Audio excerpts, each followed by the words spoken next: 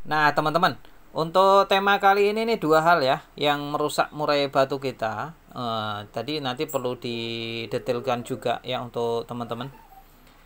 Yang pertama, nah ini langsung saja ya, murai batu dipancing-pancing. Nah, ini murai batu sebagus apapun ya.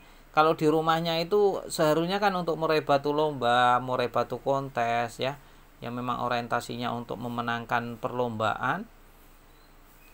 Nah, ini di rumah itu seharusnya diistirahatkan teman-teman. Jangan sampai dipancing-pancing, apalagi menggunakan suara murai batu yang sedang tarung tadi dengan emosi nanti tekanannya ya untuk murai batunya akan melakukan perlawanan yang serius. Nah, ini bisa berdampak buruk. Murai batu yang tadinya memiliki tenaga kuat ya, kalau di rumah sudah dibocorkan seperti itu, maka niscaya murai batunya juga akan ngempos.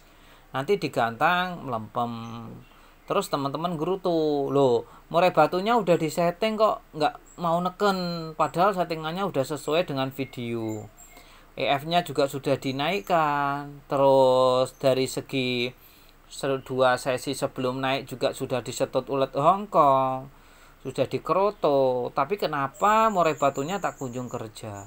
Padahal sudah dipuasakan juga untuk tidak melihat dan mendengar burung lain dan burung murai batu. Tapi teman-teman lupa bahwa di rumah ternyata sudah dipancing-pancing sebelum berangkat. Kan enak banget itu. Ketika murai batu kita ya, ketika di rumah nih, hariannya kita rawat baik-baik, udah betul tuh. Pagi dijemur, kotoran bersihkan, air minum ganti, ya kan, ditiriskan, lalu dikerodong simpen.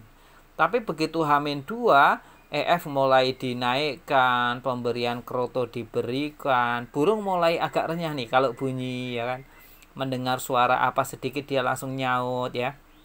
Nah, Hamin 1 makin tinggi, di puncak tingginya Hamin 1. Taruhlah biasanya jangkrik hanya diberi 77. Tapi Hamin 1 itu sudah diberi 10-10. Ini burung kesenggol sedikit langsung gleder.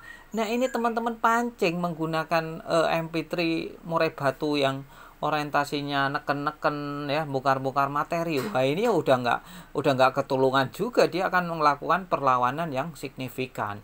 Tadinya tenaganya 100 sudah dikeluarkan 70, tinggal 30% ya. 30% ini masih enak. Burungnya teman-teman bawa ke lapangan, giliran di lapangan dilombakan, dicantolnya, burung langsung bongkar materi, mantap.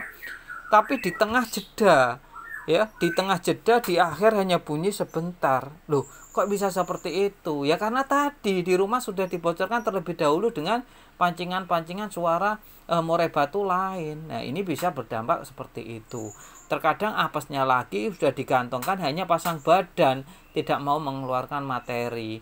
Seandainya bunyi pun ngoklok, itu biasanya burung murai batu bagus, tapi pemiliknya tidak bisa memahami karakternya. Tapi kalau murai batu sudah dipegang karakternya, dia tahu kalau begini langkahnya begini, kalau begitu langkahnya begitu. Nah, itu yang jarang sekali kita bisa memahami murai batu. Jadi di rumah dipancing-pancing ya, yang ada tingkat faktornya menurun, tenaganya berkurang ya, harusnya dibongkar-bongkar tadi.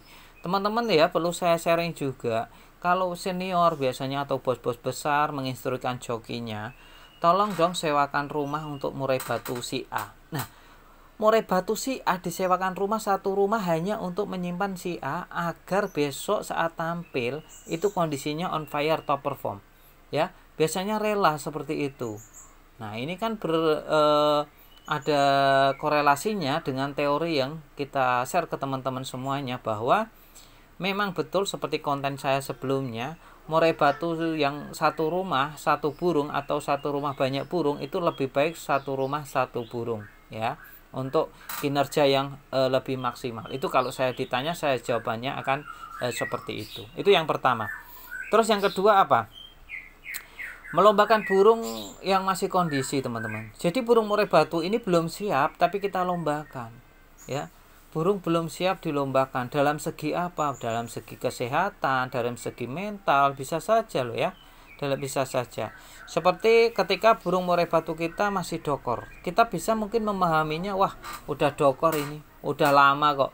Ternyata burung murai batu kalau dokor itu ada sebagian yang memang waktu mau mentok itu dokornya malah lama. Contoh, ketika murai batu ekornya sudah sampai harusnya 100% tapi sudah mencapai 95%. Nah, 5% menuju 100-nya ini cukup lama, teman-teman. Terkadang lebih lama dari 1% ke 90. Nah, itu lamanya seperti itu. Jadi kita terkadang tidak sabar.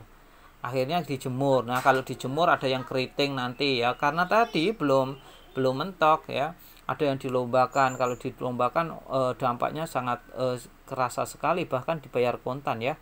Bulu jatuh, burung rusak, nampar. Nah, ini bisa berdampak seperti itu. Nah, di 95% tadi ekornya ya, waktu dorong ekor, itu burung murai batu kita itu malah kerja enak banget. Kerjanya enak, suaranya juga mantul ya. Nah, di situ.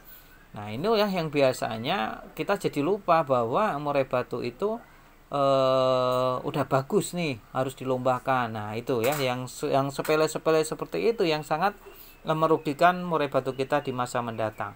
Terus bulu basah. Nah, ini bulu basah.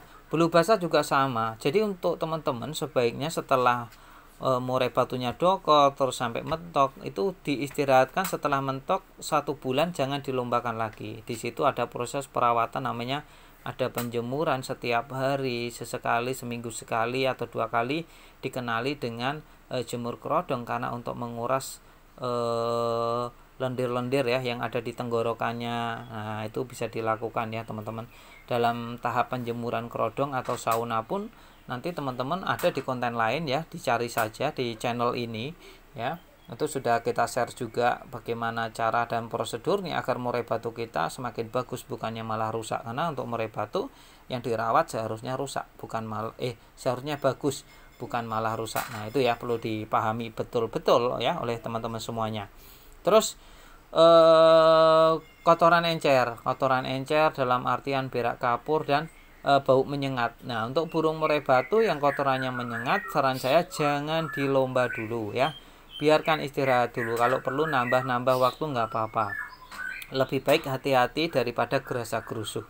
Intinya itu ya teman-teman, karena kalau sudah kejadian yang tidak kita inginkan, untuk mengembalikan ke titik awal lagi sangat berat dan sulit, bahkan tidak bisa ke 100%. Itu yang perlu teman-teman catat dan pahami ya. Untuk murai batu yang jika sudah mengalami hal demikian, maka yang tadi waktu recovery-nya susah dan bahkan tidak bisa kembali ke titik awal dalam artian 100%. Paling kalau murai batu yang udah kena gitu, selain waktu, biaya, tenaga, pikiran, dia juga tidak akan pernah kembali ke titik 100%. Itu ya teman-teman ya, sudah pada mampir. Terima kasih ya, kita akhiri sampai di sini.